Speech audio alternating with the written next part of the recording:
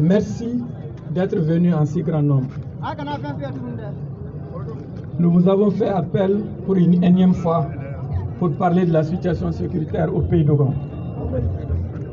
Mais aujourd'hui, pour une première, nous avons décidé d'associer tous les groupes d'autodéfense du centre et d'ailleurs. Mesdames et messieurs, contrairement à l'opinion générale sur notre situation, les gens parlent d'accalmie. Certes, il y a moins de violence et de tueries en masse à travers des villages entiers incendiés. Le vol de bétail et autres actes de banditisme continuent néanmoins. Mais ce qui est préoccupant, c'est que nous assistons à l'existence d'un État dans un État, dans les zones contrôlées par les bandits armés. Et oui, un État dans un État malheureusement. Ces hommes armés ont leur propre territoire. Bref, nos traditions et cultures sont sérieusement menacées. Cela est très inquiétant pour nous. Mesdames et messieurs, c'est le lieu de rendre hommage à nos vaillants groupes d'autodéfense.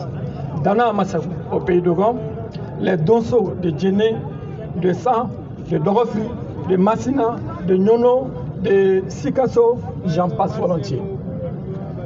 Sans ces vaillants messieurs, toutes les régions du centre seraient tombées dans les mains de ces terroristes et on ne saurait parler de la République du Mali ni de sa laïcité. Ce qui nous a amené à dire dans nos précédentes sorties que les Dana et les Donso ne sont pas les adversaires des Famas, mais plutôt des partenaires. Les terroristes combattent les Famas. Les terroristes combattent les Donso et les Dana.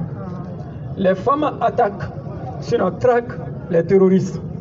Les Dana et les Donso aussi traquent et combattent les terroristes. En définitive, les Famas et les autodéfenses ont le même ennemi et visent le même objectif, sécuriser le pays. De nos jours, les Famas ne sont pas à mesure de sécuriser seules ces zones du centre. Ce n'est pas possible.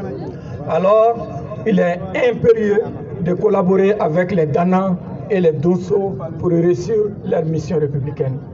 Surtout que les autodéfenses maîtrisent mieux le terrain que les éléments des Famas qui y sont déployés. Ainsi, une synergie d'action est désormais créée entre les différents groupes d'autodéfense pour parler et unifier, pour parler le même langage et unifier le combat. C'est pour cela que vous avez parmi nous les représentants de certains groupes d'autodéfense qui ont déjà parlé. Par ailleurs, certains combattants sont présents et d'autres ont eu un empêchement de dernière minute.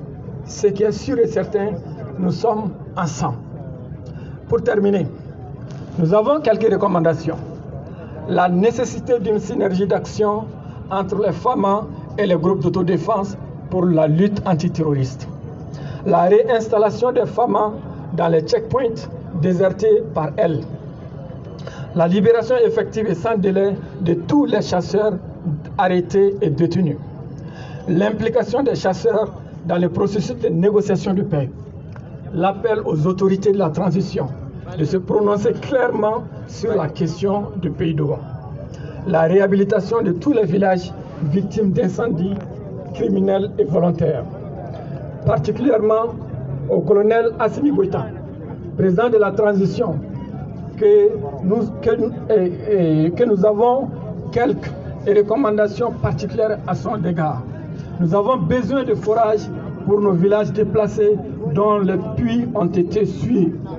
Ils veulent y retourner, mais faute d'eau potable, ces villages ont des difficultés pour se réinstaller. À l'intention de l'aménagement, nous lui avons tout le temps dit d'être juste et impartial dans le traitement de ces rapports. Pour preuve, dans sa note trimestrielle, avril, mai, juin 2021 à août 2021, de la division des droits de l'homme et de la protection, il est mentionné en ces termes à la page 6, alinéa 22. Je cite, « L'une des attaques les plus violentes a été menée par un groupe d'autodéfense d'Ogon qui, le 27 mai 2021, a conduit une offense contre plusieurs hameaux habité par la communauté Peul dans les communes de Doura et de Dougabougou, cercle de Sékou, tuant au moins 5 civils. Quel mensonge grotesque de la part de la MINUSMA.